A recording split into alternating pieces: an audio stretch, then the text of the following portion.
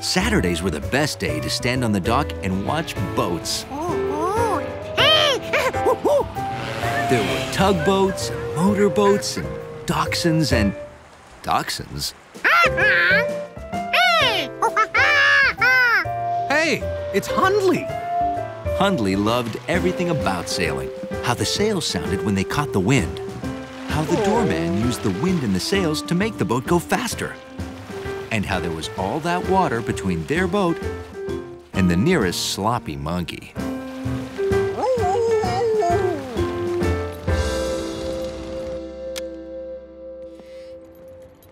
Hey, I never knew you guys sailed. Sure. Hundley likes sailing so much, I put a boat in his dish.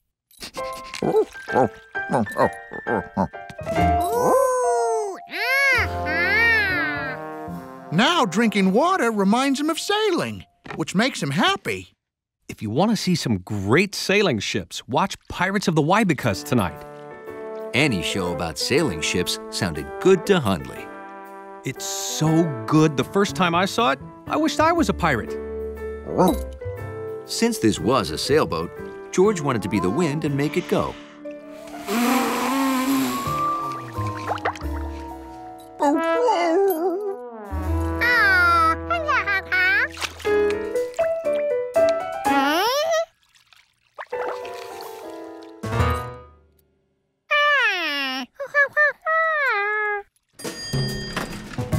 Let's go, George.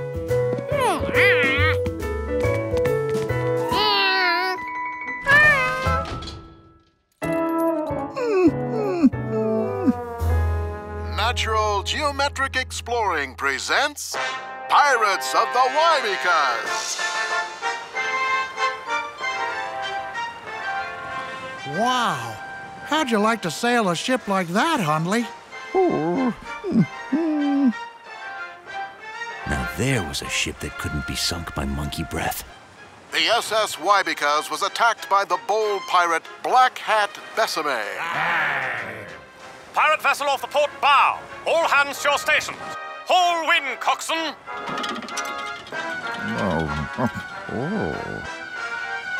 Those ships were so dignified and neat. Wouldn't it be great to be an old-time captain?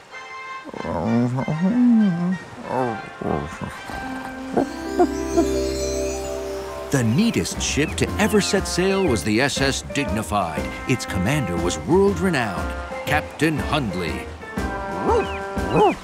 No other captain was as smart, as orderly, or had as wet a nose. All's clear, Captain Hundley, sir. Thank you, sir. You know how much your approval means to me, sir. Captain Hundley's crew was always orderly and efficient.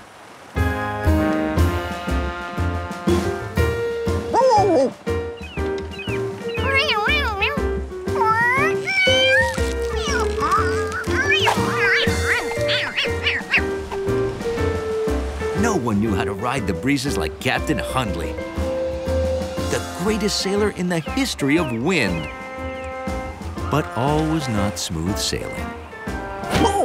A new crewman came aboard during a stop in the Dry Tortugas.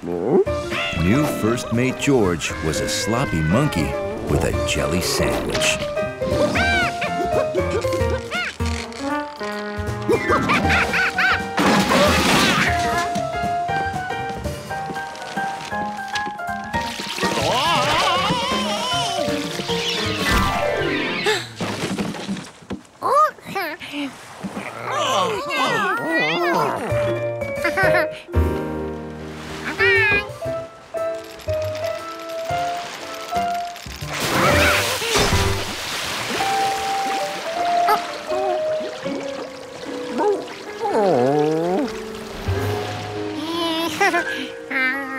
But Captain Hundley didn't worry. He put that monkey in the brig and kept his ship dignified.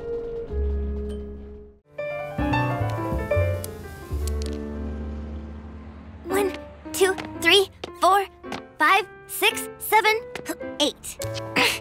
7, 6, 5, 4, 3, 2, 1. Woohoo! Yeah, all right. Okay, George, your turn. You've got to hit the 8 now. Do it and you set a record. You've never made it past 7 in hopscotch before.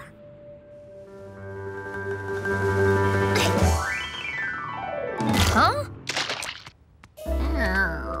Oh, George, when you reach 7, you just have bad luck. George was sure that's what he had.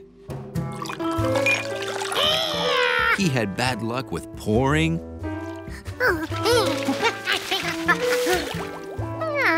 and bathtub boating, too.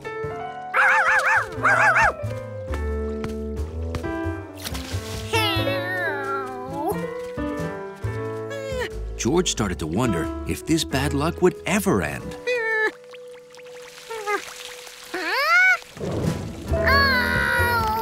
Apparently, not anytime soon.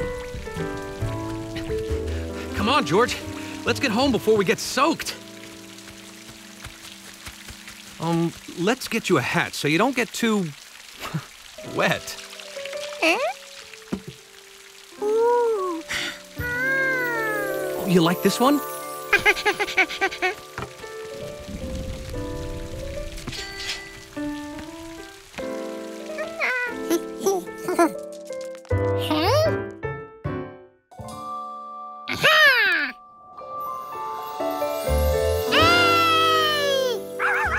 Hey, George, Charky found her ball. Let's get home before it starts again.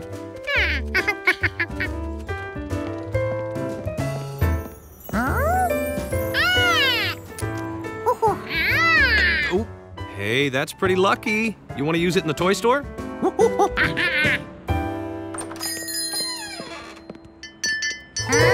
Congratulations! You're Dulcin's 1 millionth customer. You've just won a shopping spree. Uh-huh, and you can keep all the toys you can grab. In 10 seconds. Starting now. 10, 9, 8, 7, 6, 5, 4, 3, 2, 1. Oh, good choice. She's a beauty. Super fast, even in bubble bath. And tell you what, you can keep all the other toys you grabbed. Oh, what good luck! The rain stopped, Charky found her ball, you found a coin, then you won all of this. The man with the yellow hat was right. George's bad luck had become good luck, and it started when he put his new hat on.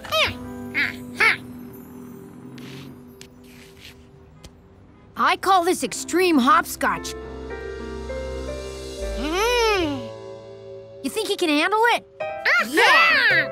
You can go first. 1, 2, 3, 4, 5, 6, 7, 8, 9, 10, 11, 12, 13. 13? George had never counted past 12. What did 13 look like?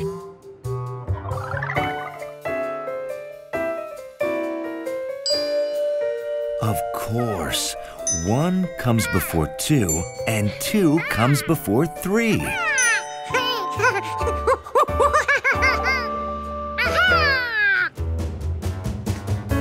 13, 14, 15, 16. 7, 6, 5, George played his best game ever. 3, 2, 1. Then it came time to throw number 8. Uh-oh, here's where his bad luck kicks in. Shh, give him a chance. If there was ever a time George needed his lucky cap, it was now.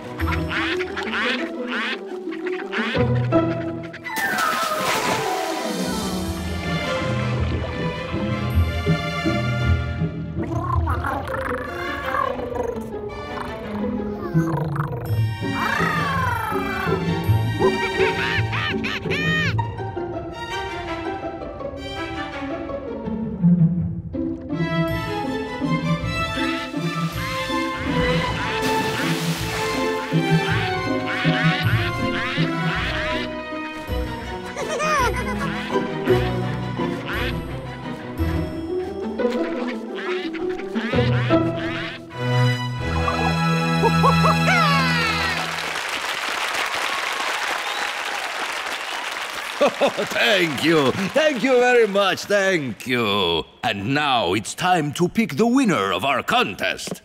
The winner is seat B3. George, you're in B3. You won. Here's the winner. George won. Ha ha! Our winner is that young man. He's a monkey. Well, that young monkey's been picked to be the conductor at our next children's concert in the park.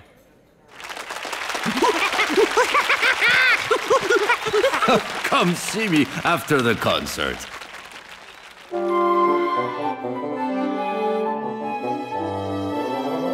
Ah, welcome, welcome. George, you know what the conductor does, right?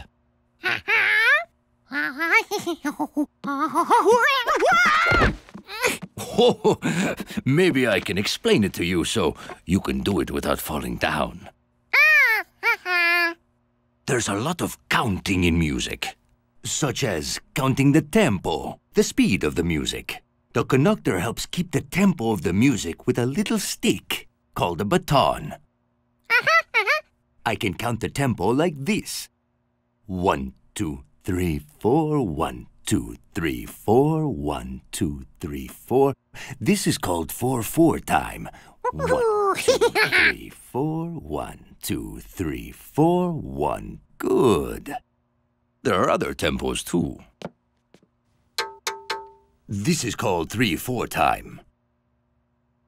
1, 2, 3, 1, 2, 3.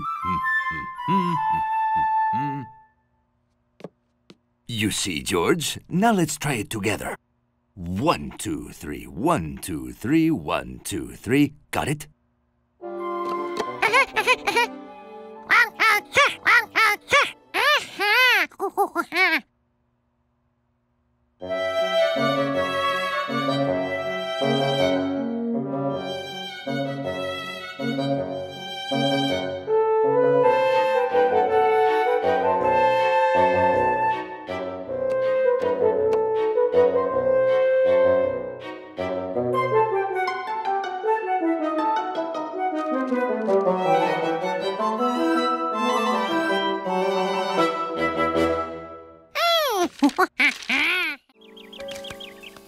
At harvest time, Farmer Rankins liked having a few extra hands around to help pick the apples.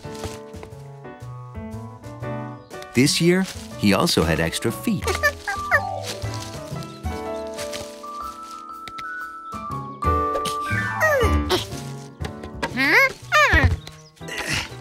It's real nice of you two to help out.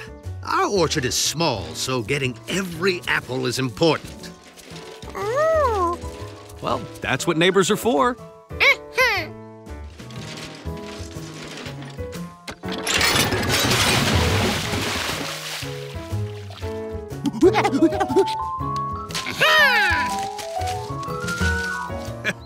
He's certainly built for apple picking. Oh! Ow! Can't say the same for your hat. I'm gonna join the missus round back. Once you fill that cart, you can unload it in the washing trough. Will do.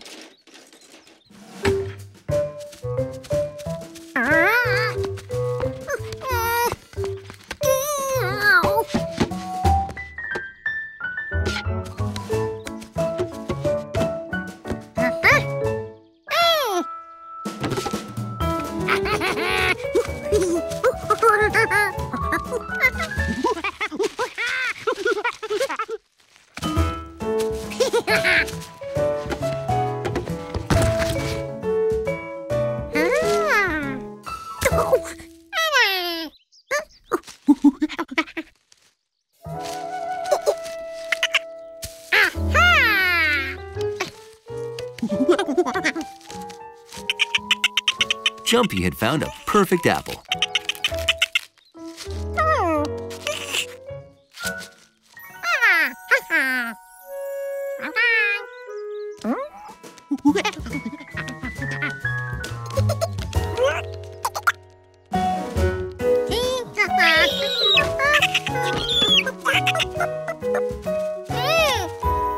Oh, one more?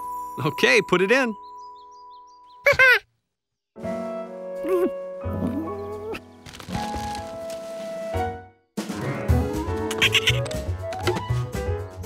Jumpy's perfect apple was in there somewhere. But where? Jumpy apparently didn't know that the Rankins needed every apple. Easy now, George. That lever releases all of the apples. George thought that was an excellent way to get Jumpy out of the cart. No! And it worked.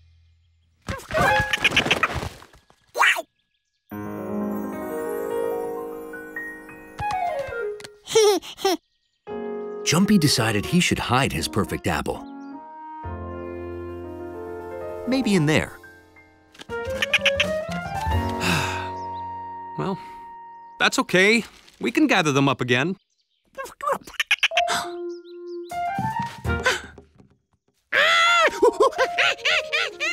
Or I can just do it myself.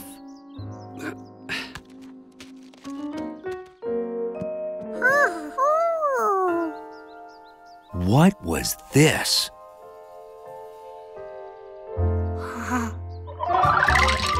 It must have been some kind of monkey playground with all sorts of things to climb on and swing from. But George wasn't there to play. He had to get that apple from Jumpy. If only he could find a light switch.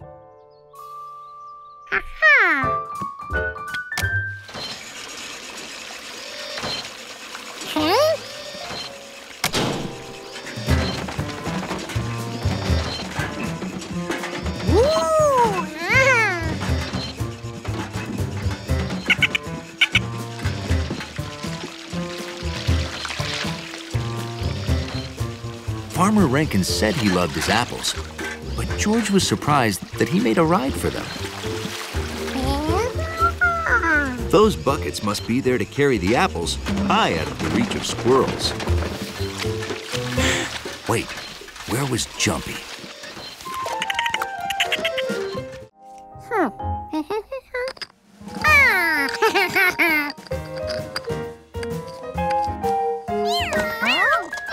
George wanted to work, but Gnocchi wanted to have fun. Nothing makes a cat happier than winning a tug of war. Do you still make discoveries that get you excited? Sadly, no. I've seen everything. Just once, I'd like to see something that really surprised me. All the bones were put together. But maybe it mattered which bone went where.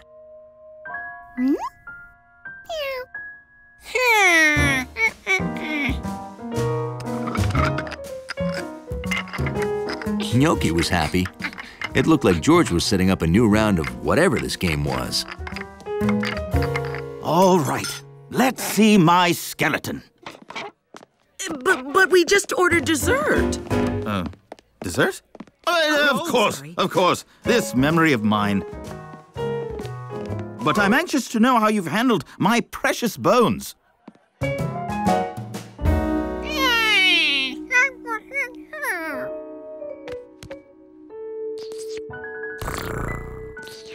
Being a cat, Gnocchi found it exhausting watching someone else do so much work. George's skeleton didn't look as good as that other one, even though they looked almost the same before.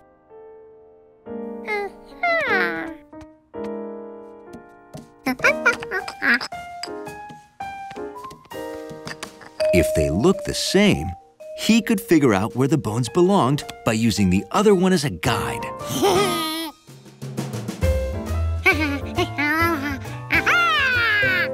George compared every bone and sorted them by size and shape. So before he put them together, he knew exactly what went where. Since George was done sorting the bones, Gnocchi figured she'd mix them up so he could play again.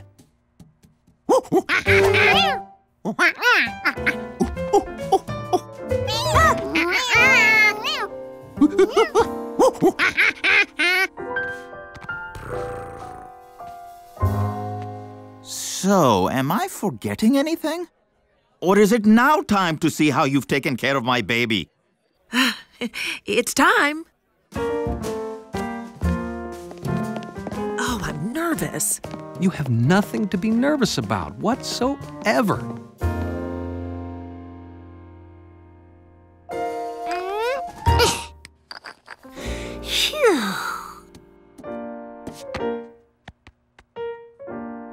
George had one side of the skeleton finished when he noticed both sides looked the same, except opposite.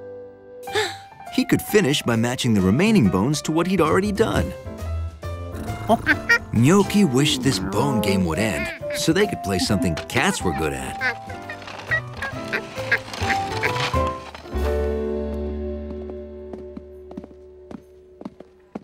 I'll admit I'm worried. No one else but I has ever handled those bones before today. Only our best people have been involved.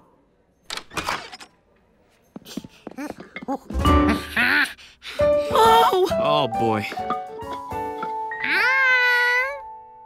Your best people are a monkey and a cat? George! Well, this isn't the skull we put on it. It seems George was switching them. I don't know why. I do. The monkey's right. The monkey's right? That whole skull never looked right. I think George has correctly matched the cranial structure. Now I wish I'd loaned this out years ago. I want George to check all my future work. And that went on record as the first scientific discovery made by a monkey. Assisted by a cat from an Italian restaurant.